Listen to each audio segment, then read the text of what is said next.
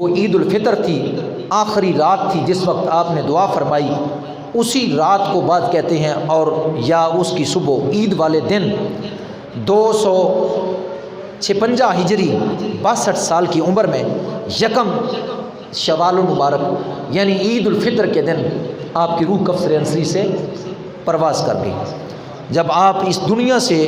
چل بسے تو آپ کی وفات کی خبر پوری دنیا میں آنا فانا ہوا کی طرح پھیل گئی۔ وہ جو لوگ مخالف تھے وہ بھی، جو گروہوں کی تعداد میں بٹے ہوئے تھے وہ بھی، جو ہے وہ اہل محبت تھے، محبین تھے وہ بھی،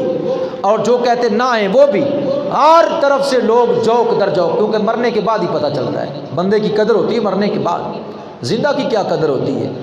مرنے کے بعد کیا ہوتا ہے۔ جو لوگ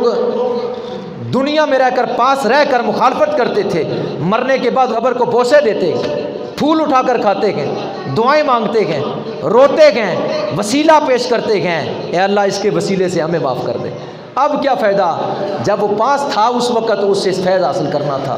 جب وہ پاس تھا اس کی صحبت میں رہ کر اس سے احکام سیکھنے تھے، اس سے علم حاصل کرنا تھا، اس سے اپنی زندگی کے سنوارنے کے جو ہے وہ اعمال اکٹھے کرنے تھے، لیکن اس وقت تو مخالفت کی، اور جب بندہ مر گیا تو اس وقت جناب والا کہ اس طرح کرنا شروع کر دیا۔ یہی حال ہوا ان کا کہ پھر ہر طرف سے اتنی دنیا آئی، ہر طرف دنیا ہی دنیا تھی، اور کئی دن تک آپ کو دفن فرمانے کے بعد کئی دن تک وہاں قرآن کی تلاوتیں ہوتی رہی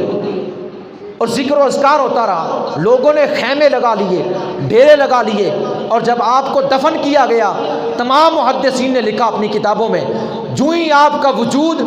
قبر کی جو ہے وہ سامی کے اندر رکھا گیا اور قبر کی مٹی کے ساتھ ٹچ ہوا، اللہ نے ساری مٹی کو خوشبو کے ساتھ بھر دیا،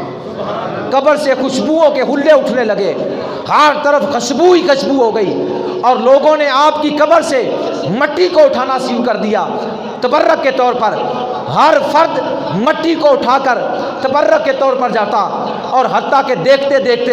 قبر کے اوپر والی مٹی ساری اٹھائی گئی، اور یہاں تک کہ گڑھا پڑ گیا، پھر لوگ مٹی ڈالتے تھے، پھر قبر بناتے تھے، پھر لوگ مٹی اٹھا کر لے جاتے تھے، پھر جو ہے وہ گڑھا پڑ جاتا تھا، پھر مٹی ڈالتے تھے، پھر جو ہے وہ خوشبو نکلتی تھی، پھر لوگ مٹی کو متبرک سمجھ کر لے جاتے تھے، پھر گڑھا پڑ جاتا تھا، حتیٰ کہ مجبوراً وہاں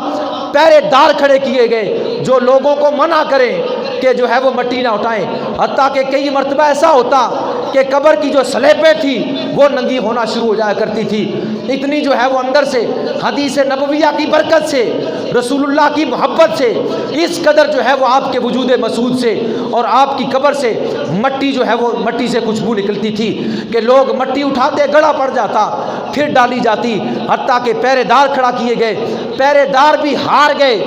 لوگ جو ہے وہ باز نہیں آتے تھے، مجبوراً پھر لکڑی کا جنگلہ بنا کر آپ کی قبر کے ارد گرد لگایا گیا تاکہ قبر سے کوئی مٹی نہ اٹھائے، پھر لوگوں نے جنگلے کے بعد سے مٹی اٹھانا شروع کر دی۔